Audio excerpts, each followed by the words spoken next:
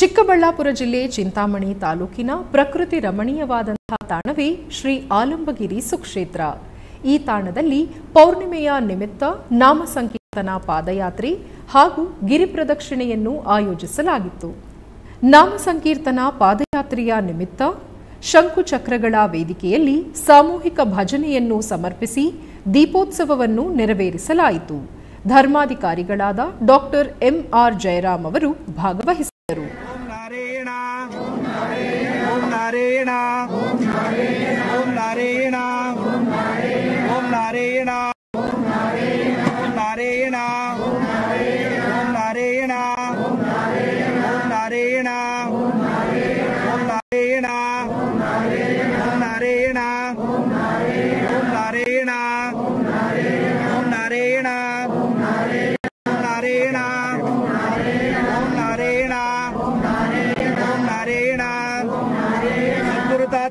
Venkataramana